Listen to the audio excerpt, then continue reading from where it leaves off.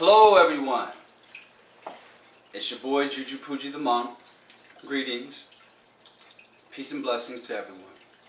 It's August 27th, 2012. This little video I want to share with you today is a result of past 4 years of serious meditation and contemplation. If you've noticed, I haven't made a video in about 4 years. That's because I've been getting my energetic and spiritual ass kicked by the feminine invisible realm. You get involved in enlightenment work and you think that you know something. You read lots of books, you go to seminars, you follow other people's guidelines. But then, if you've been a sincere practitioner, there will come a point where you will be shown that you don't know anything. All you've been doing is regurgitating and parroting other people's words. Now, and at that point of revelation, whatever it may be, whatever the situation in life, removes the veil of your true ignorance, that everything you learned, and you're ready to learn something. So in the past 4 years, I have just been practicing. And as a result of that practice and observation, I haven't been in a relationship in 3.5 years. Just the end of that relationship was part of the stepping off the cliff from what I thought I knew into the realm of the true knowing of one's own heart, which you can only accomplish by letting go of all the stuff that you thought you knew that has been revealed to be irrelevant. So I've just been practicing. That's why there's been no videos, there's been no new articles, and observing. And what I want to share with you today are 5 guidelines that I think people could benefit by for relating in the modern world between intimate individuals whose goal is love. Now, if you just want to get your freak on, which I understand, this video isn't for you. There's other videos to help you with that. Okay? This video is 5 guidelines for those seeking love. So, guideline number 1. Stay present. When you meet a new person, when you're going through that initial period of getting to know one another and you're putting your best foot forward and so is she or he, stay present. Don't allow past relationships or past experiences to move into and create a film in between you and what you should be experiencing with this person right then. Because by being present, it's the only way you're going to really be able to get to know who this person is. If you project stuff from past relationships, it's pretty self-explanatory. And by the same token, don't allow yourself to project too far out into the future. Where's this going? What does this mean? What's going to happen between us? You just met this person. Your main interest should be to get to know this person. And to do that, you have to be present. Okay? So that's guideline number 1. Stay present. Guideline number 2. As we stay present in the moment, allow the 5 senses, sight, sound, smell, feeling, and taste, right, to be the templates that keep you present. And what I mean by that is listen to the person. Listen to what this person is saying. I guarantee you most people within the first few conversations, they're going to tell you who they are. They're going to tell you who they are, but you got to listen. Now, look at the, mean, and I'm not saying in a judgmental way, but be honest about the person. I mean, for instance, if you're somebody who's into natural living and going back to the earth or whatever, you might want to be mindful of a person with a bunch of synthetic artificial stuff.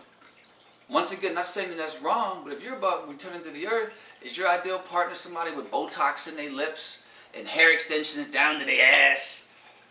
You know, or some dude on steroids, you know, or whatever. You know, so use your five senses. A perfect example, I remember I had a girlfriend, and the relationship came to an end because I smelled condoms on her. I smelled them. That's how I knew she was cheating. I smelled the latex coming out of her vagina.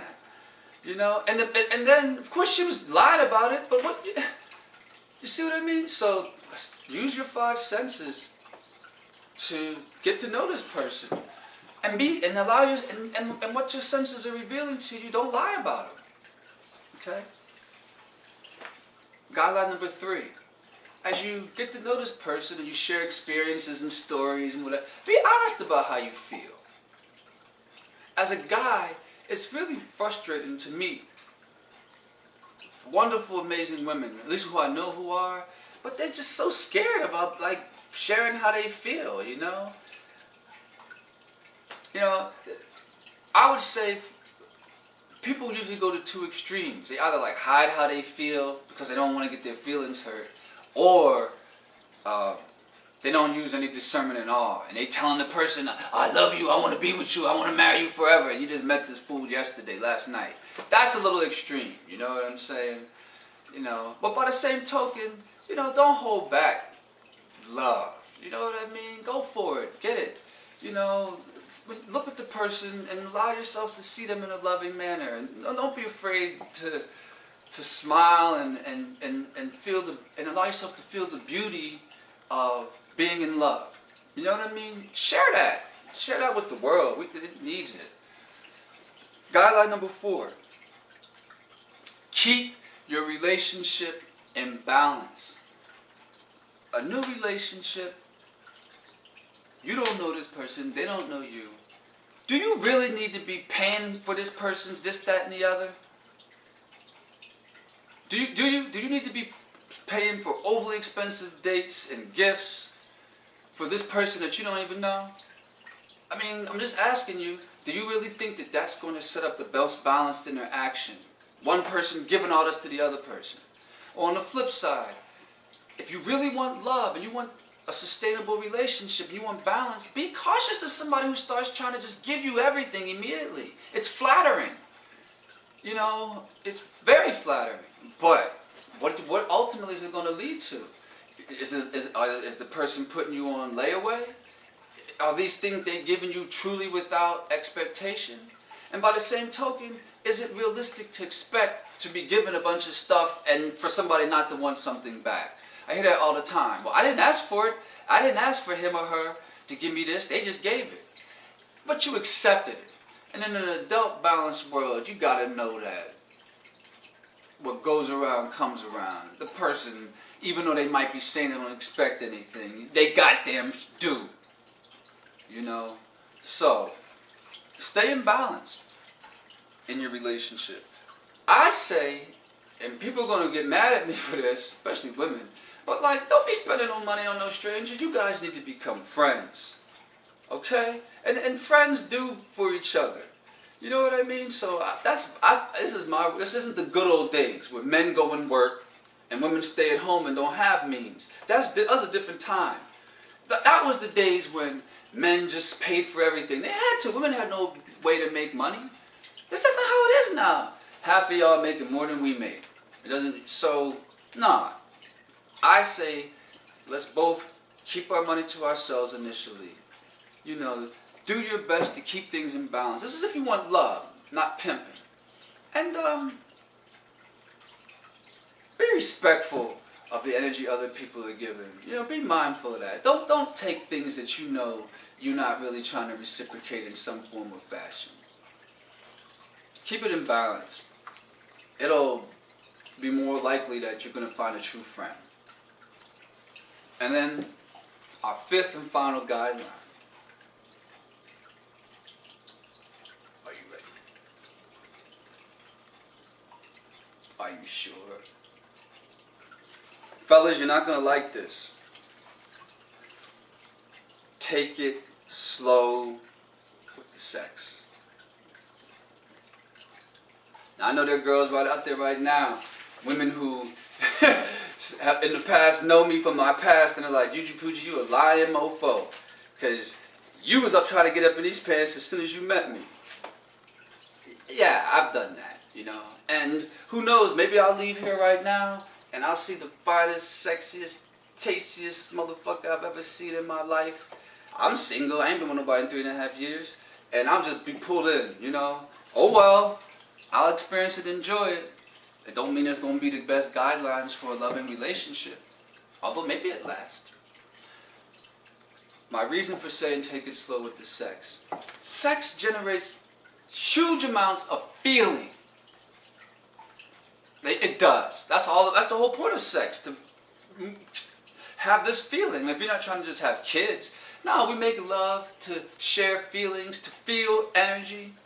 You know what I mean? To give energy, right?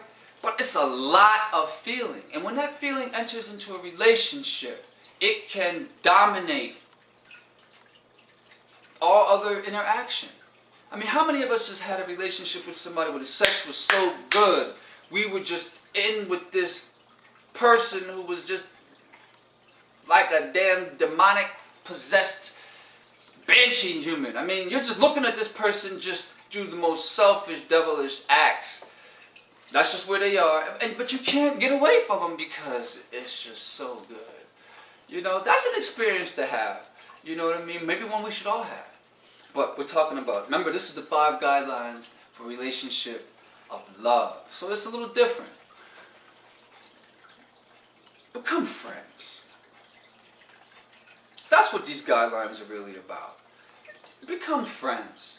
You need to be friends with this person. And now just visualize this. You've met this amazing human being, right? You guys have shared mutual time together. But wherein nobody feels like they're owed anything. You're just almost like you were little kids who met at the playground, who now you're just playing in the sandbox, sharing toys. You're interacting like that. You become comfortable around each other. You see what I'm saying? This person brings a smile to your face. You've seen each other, you've interacted, you've taken a lot of the time to go by where you know their little quirks and perks. Okay, she tends to be late, he tends to be a little anxious, but you don't care. This is your friend, you've moved beyond that. And then after you've reached this point of comfort with one another, what if then you would add lovemaking to that interaction? After you've already achieved a state of peace with this person, can you imagine the level of energy you both could circulate with? There's no ego in your relationship. How much movement you're going to get sexually, how good it's going to be then. So,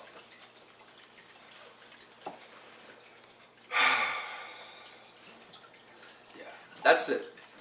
Those are Jujupoogie the Monk's 5 guidelines for a loving relationship in the modern world. Let's recap. Stay present.